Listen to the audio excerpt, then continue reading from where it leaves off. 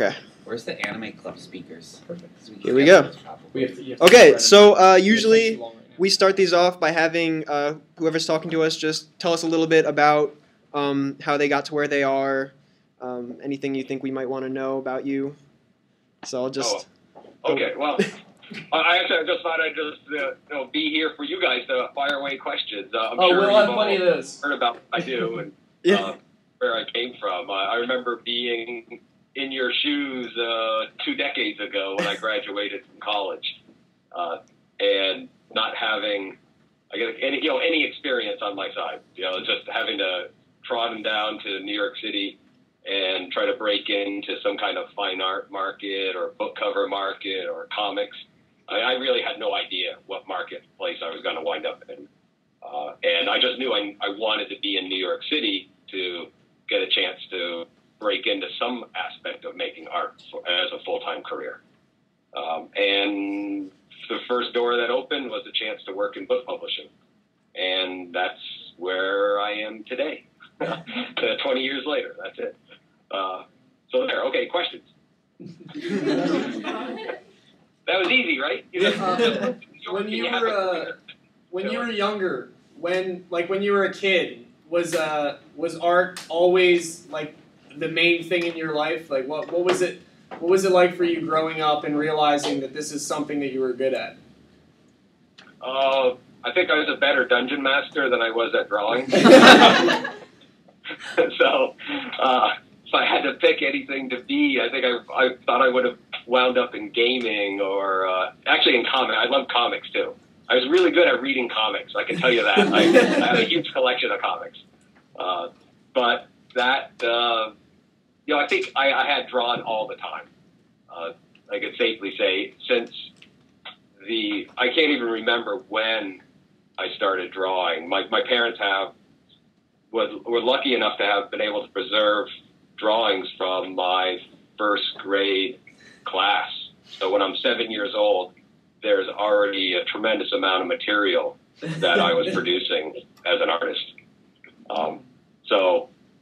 And that just continued. I went from drawing kids' books when I was in first grade to making model airplanes and model tanks and battleships and things. And then Star Wars came out, and then it was like model tanks and model planes and World War II vehicles in space. And that's why Star Wars was such a great thing to see, because it was all like these stories and conflicts that I could relate to through what my love of history of World War II and American history, and then that transposed itself onto the big screen. And so then I became a science fiction fan, and so that carried me for quite a few years until I discovered Dungeons and Dragons. Then my fantasy world kicked in, and I started doing all fantasy drawings. And then my comic book love kicked in a few years after that. And then it was all superheroes.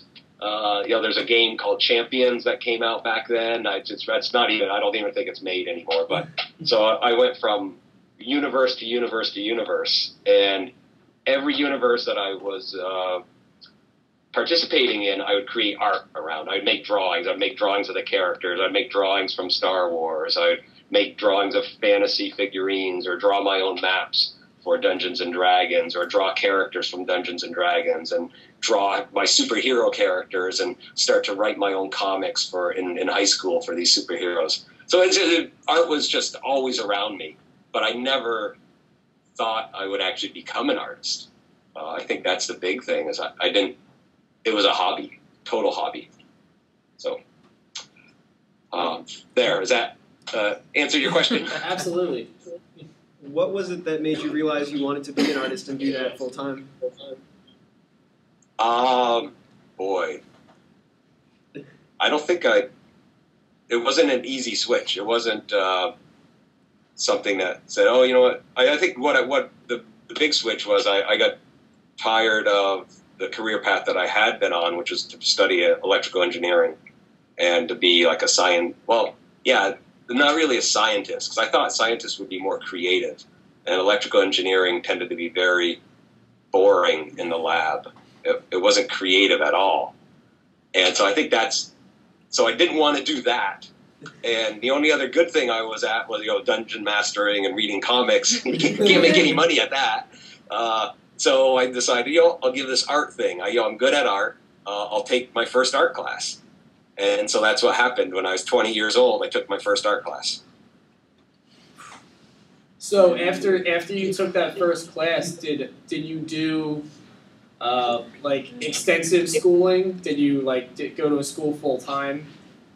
No, it was dipping my toe in. So I took I actually loved medieval history through Dungeons and Dragons. So I thought I might become a historian or something like that.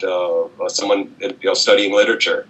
So I took just one art class my first semester, a drawing class, just to see what it was like. And I liked it. So the next semester I took a drawing class and a painting class and an art history class. And then after that, then I became fully matriculated at my old school in art, which was the University of Vermont. I'm sure you all know the University of Vermont's art program, right? It's world-renowned. no, it's not. So, that's the first thing. So after spending a year and a half at the University of Vermont, I realized my teachers actually were great. They said, you should go somewhere else. It's hard. You're motivated. You need to go to an art school.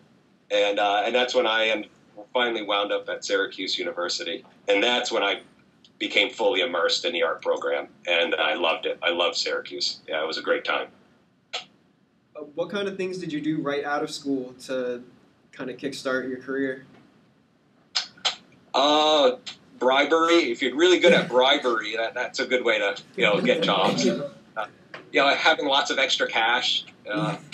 It's one way. It's a great way. It's an easy way to lose cash is to start out try to make a career as an artist. You gotta spend a lot of time making samples, doing a lot of work for little to no pay. But I think moving to New York was important.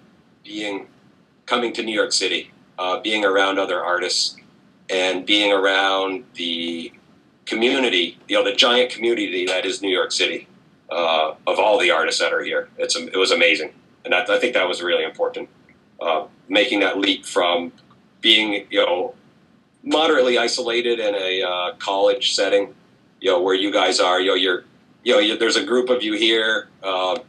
Is this actually like a club? That's a structure of this? Yeah, this is our student chapter of the Society of Illustrators. So we're affiliated. Right. We're affiliated with the Society in New York, but this is like our school's chapter. All right. So do you get to come to New York and have lunches upstairs in the? Yeah. All right. That's cool.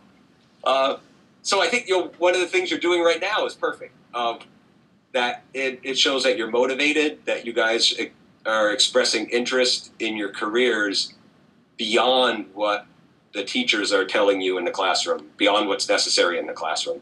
Actually, I teach at the School of Visual Arts, and I tell my students that the classroom, the real way to find out if someone is going to be an artist in art school is to find out what they're doing outside the classroom. It doesn't matter if you're great in the class, you're meeting the assignments, you're turning everything everything in on time. It's great work. What you do as a hobby is what is really going to motivate you to become successful as a professional. So if you guys, if you're taking your free time and you're hanging out talking about art, that's more likely a sign that's a very good sign that you'll be successful in the arts, because you're devoted, you're passionate about what you do. And I think that's what we didn't have a club like you guys have for illustration, but we had a comic book club at Syracuse University, and every week, actually every Wednesday night, we would meet and we would show videos like anime. We'd talk about stuff that was happening in comics, and most importantly, we actually started making our own comics.